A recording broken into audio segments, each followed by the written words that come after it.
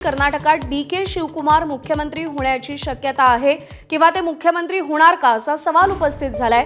सिद्धरामय्यांना पदत्याग करण्याचा पक्षश्रेष्ठींनी सल्ला दिल्याची चर्चा आहे। सिद्धरामय्या शिवकुमारांसोबत पक्षश्रेष्ठींची 7 तास चर्चा झाली। सिद्धरामय्या उद्या सकाळपर्यंत राजीनामा देतील अशी शक्यता वर्तवली जाते। सिद्धरामय्यांना राज्यसभेवर घेण्याचा काँग्रेसचा प्रस्ताव आहे। सिद्धरामय्यांनी उद्या निकटवर्तीयांची बैठक बोलावली आणि सिद्धरामय्या कालच दिल्लीहून बंगळुरूमध्ये आलेले शिवकुमार आज दुपारी 12:30 पर्यंत परततील अशी माहिती आहे। सिद्धरामय्या आजच बंगळुरूमध्ये पत्रकार परिषद घेण्याची शक्यता आहे। राहुल गांधी आणि मल्लिकार्जुन खरगे यांच्याशिवाय के.सी. वेणुगोपाल, रणदीप सुरजेवाला हे नेतेही बैठकीमध्ये सहभागी होते।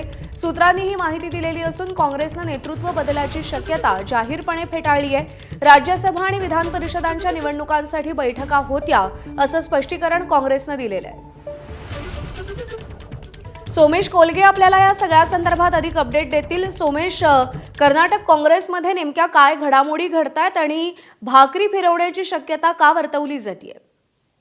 नक्कीच कर्नाटकमध्ये भाकरी फिरवली जाऊ शकते, कारण कर्नाटकमध्ये असं म्हणतात की ज्यावेळी निवडणुका झाल्यापासून साधारणपणे 4 वर्षांपूर्वी त्याचवेळी डी.के. शिवकुमार यांना शब्द देण्यात आला होता की तुम्हाला मुख्यमंत्री केलं जाईल आणि त्यानंतर डी.के. शिवकुमार यांनी भरपूर काम केलं। डी.के. शिवकुमार यांनी कर्नाटकच्या काँग्रेस संघटनेवरती खूप चांगली पकड आहे, त्यांनी आमदारांमध्येही चांगली पकड आहे आणि खूप मोठ्या प्रमाणावर एक डायनामिक आणि संघटित चेहरा म्हणून एक डी.के. शिवकुमार यांनी काम केलंय आणि आता डी.के. शिवकुमार यांना तसं पाहायला गेलं तर एक प्रकारे डावलून त्यांच्याऐवजी सिद्धरामय्या यांच्याकडे सगळा कारभार देण्यात आला होता आणि त्यानंतरही डी.के. शिवकुमार अनेक दिवस नाराज असल्याच्या बातम्या होत्या। आता कर्नाटकच्या निवडणुका पुढच्या वर्षी होणार आहेत आणि त्यापूर्वी काँग्रेस सरकार शेवटच्या काही काळासाठी काँग्रेस पक्ष हा सरकारमधील नेता म्हणजेच मुख्यमंत्री बदलण्याचा प्रयत्न करतोय।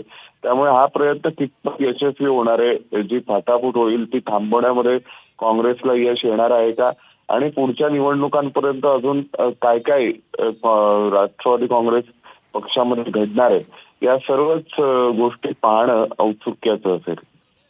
सोमेश, धन्यवाद दिलेल्या माहितीसाठी।